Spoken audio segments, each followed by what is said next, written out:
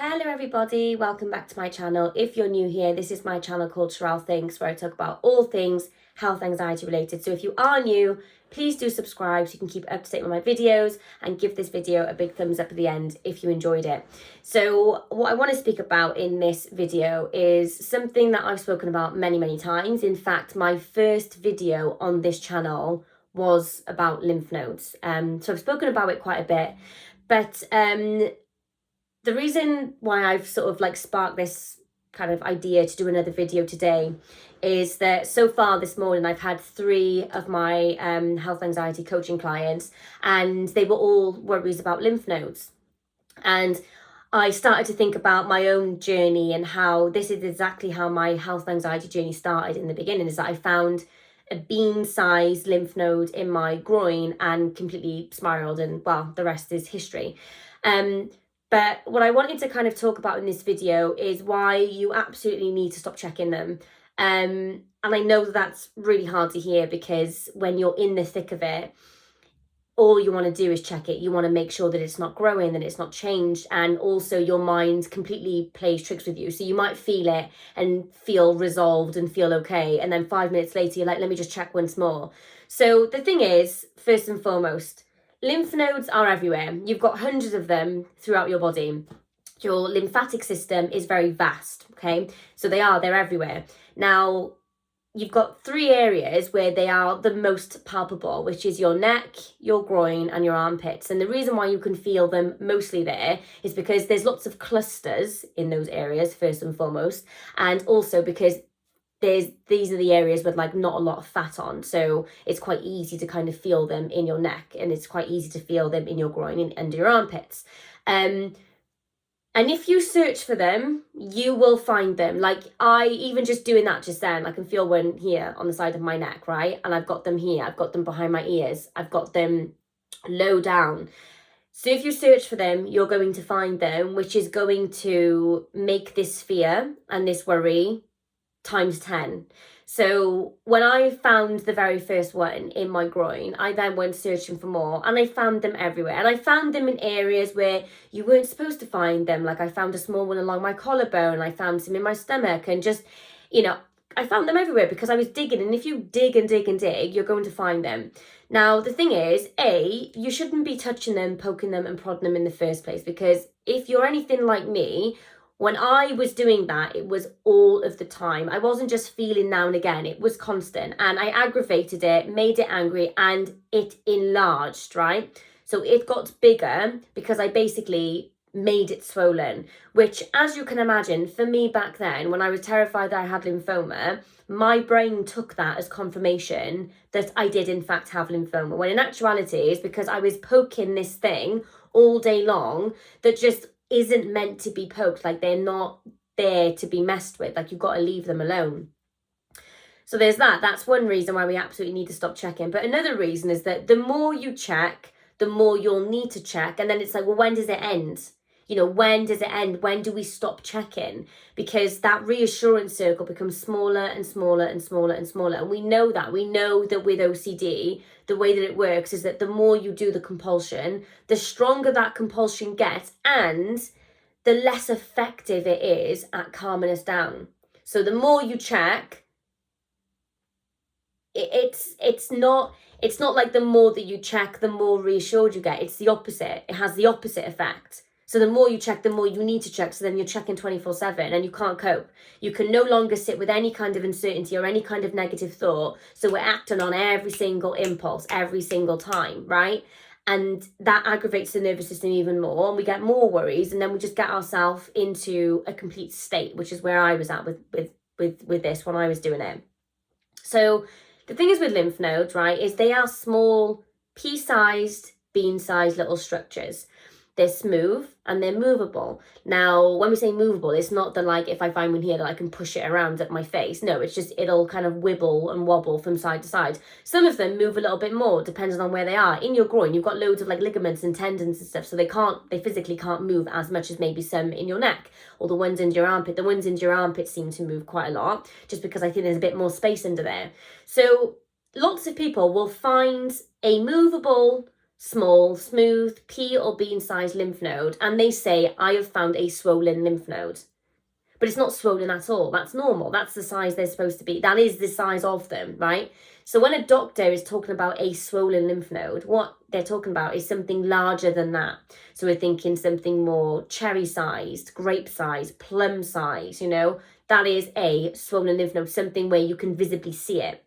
So as a general little tip that I have, and I tell all of my my coaching clients to do this, is let's just say it's the neck, for example, right? So if you look at my neck now, I've got lymph nodes that I can feel. Obviously, I've got one here. I've got a few actually. Now, I know that they're small because I can feel that they're small, but also another reason why I know that they're small is because, well, you can't see anything sticking out of my neck, right? Nothing sticking out there. So what I say to my clients is, rather than doing a physical check, do a visual check, right? If you're that compelled and you need to check, I always say to people, get up in the morning, look in the mirror. If you can't see anything sticking out your neck, nothing swollen. Because if something was swollen, you're going to see it. You're going to see it there. It's not hard for something like the size of like a grape to be visible on the outside of your neck, right? So what we're doing there is we're taking a compulsion that is damaging because we're like touching it all the time and it's constant, and we're switching it with another checking behavior. So ideally we don't even want to be looking, right? But we're choosing the least problematic out of the two. So doing a visual check, yes, it's not ideal. I'd rather people just kind of stop checking, period. But by doing a visual check, at the very least, it's not as bad, right? And that's something that I started doing with myself, is that I kind of realised when I used to look down at my groins and see the one that was there, I remember thinking to myself one day, do you know what? If that did get like much bigger, I would see it sticking out of my skin. Like I would see it. And then I would know that it truly is swollen. And then I would just go and see the doctor, obviously, because if anyone, you know, does have a visible lump sticking out of their neck, or a lump that is bigger than, you know, pea or bean size, and yeah, obviously you need to get it checked, because, you know, we need to be responsible and we need to make sure that we are okay. Even then though, even lymph nodes that truly are genuinely swollen, 99% of the time is because of an infection or an injury. And sometimes you can be fighting an infection without even really knowing it, because the body can just kind of like keep that infection under control. So you might not feel any symptoms, but the infection is still there. And that's why doctors are never really massively concerned when somebody comes in with a genuinely swollen lymph node, because they know that there's so many things that can cause them to swell, and they have more of like a watch and wait kind of approach. And if that lymph node then continues to get bigger and bigger over the course of a couple of weeks, and then it's like an orange, well then yeah, they're obviously going to be concerned, and, you know, you'd be sent for a biopsy and all of that kind of stuff. But you just need to stop checking them all of the time. You don't need to sit there digging in, feeling them. It's not going to make you feel better. It's definitely not going to make your worry go away. It won't. It's not going to make that fear go away. It's just going to aggravate it, and you're going to feel worse. And eventually you'll get to the place where you can no longer cope. You'll be going back to your doctor multiple times, and eventually you're probably going to beg for an ultrasound scan. You're going to have to wait a couple of months for that, or you'll fork out hundreds of pounds privately to be told that it's a normal, as they call, reactive lymph nodes, just a little harmless lymph node that's just there. So it's about stopping, sitting with uncertainty and doing nothing, which obviously is difficult. And I'm really overly simplifying this, because this is something that I work with my clients over like a period of a couple of weeks, you know, a good couple of calls. And I'm trying to do this in like an 8-minute video. But you do need to stop checking. Checking will never help you long term. Every time you check, you're sending a signal of doubt to your nervous system. You're saying something might be wrong, something might be wrong, something might be wrong, something might be wrong. So you get more and more and more intrusive thoughts, and you get stuck in that awful, awful cycle. So you do need to stop checking. And I don't say that in a irresponsible way, because I really believe that when it comes to truly swollen lymph nodes, it's not something you've got to dig for and check for. You just know about it because you're going to see it.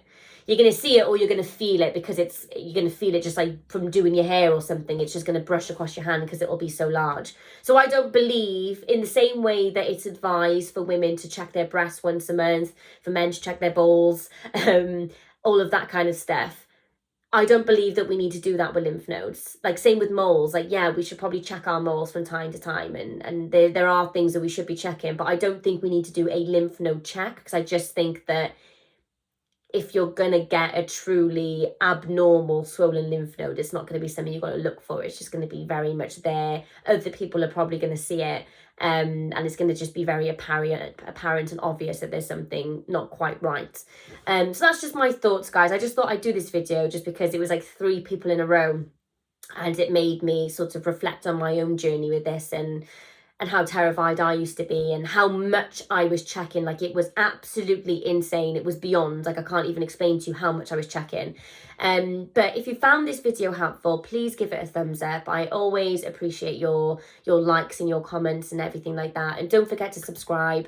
You know, the bigger this channel gets, it'll give me more of a freedom to focus on this even more. And if you do want to inquire and apply for coaching with myself, if you click the link in my bio, it'll take you to a form. You fill in that form, and my PA Jess will get back to you, and she'll send you like a booking system link, and you can get yourself booked on.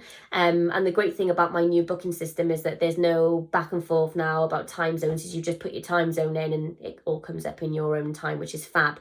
So I hope you found this video helpful, guys, and I will see you very soon. Bye.